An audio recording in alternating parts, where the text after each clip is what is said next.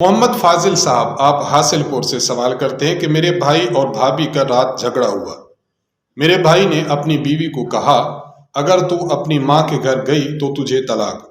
تو کیا اس طرح کہنے سے طلاق ہو جائے گی؟ اگر ہو جائے گی تو کتنی؟ اگر خاوند اجازت دے دے تو کیا طلاق پھر بھی ہو جائے گی؟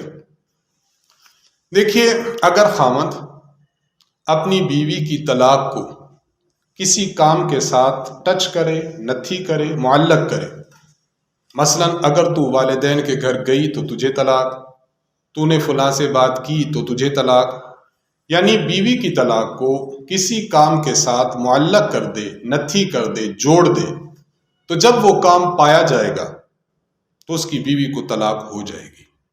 ایسی طلاق کو طلاق معلق کہتے ہیں۔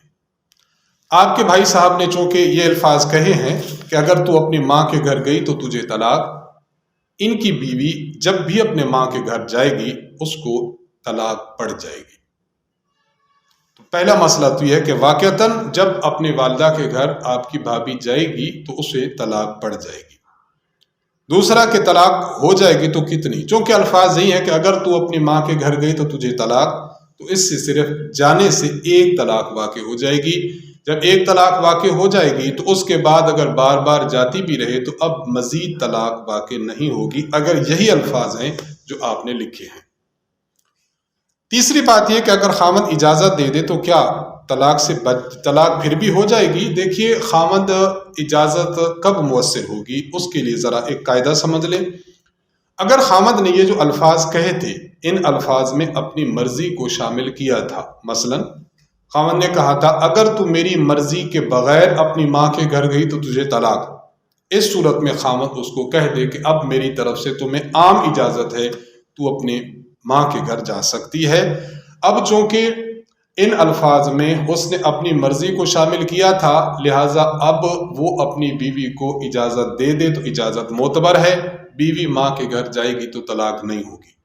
لیکن آپ نے جو الفاظ لکھے اس میں آپ کے بھائی صاحب نے کسی قسم کی اجازت کا ذکر نہیں کیا، مطلقاً کہہ دیا کہ اگر تو ماں کے گھر گئی تو تجھے طلاق۔ اب آپ کے بھائی صاحب اپنی بیوی کو اجازت دے بھی دیں تب بھی اجازت معتبر نہیں ہوگی، اب جب بھی اپنی ماں کے گھر جائے گی اس کو طلاق واقع ہو جائے گی۔ تو تینوں مسئلے ہیں، خلاصہ ان تینوں کا یہ نکلا، یہ الفاظ تعلیق طلاق کے الفاظ ہیں۔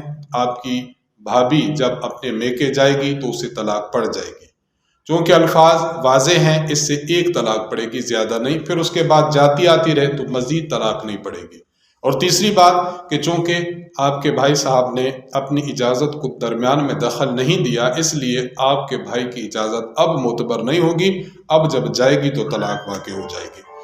اور اسی کے ساتھ ہی ہم یہاں یہ بات بھی عرض کرنا چاہیں گے آپ کی وساطت سے ہمارے سننے والے احباب کو کہ اس قسم کے جھگڑوں میں انسان کو بہت زیادہ سوچ بچار کے بعد اپنے منہ سے الفاظ نکالنے چاہیے، کہیں ایسا نہ ہو کہ کوئی ایسا سخت لفظ بول دیتا ہے جو وقتی طور پر تو انسان کے غصے کو ٹھنڈا کر لے، لیکن بعد میں وہ بڑے مصائب کا، مشکلات کا سبب بن سکتا ہے۔ اس لیے جھگڑوں میں طلاق کے الفاظ کو، فارغ کے الفاظ کو، آزاد کے الفاظ کو، میرے گھر سے نکل جا والے الفاظ کو، یا فلاں سے ملاقات کی تو تجھے طلاق، ان جیسے الفاظ کو انسان بالکل ختم کر دے اور اپنی زندگی کو درست طریقے سے گزارنے کی کوشش کرے۔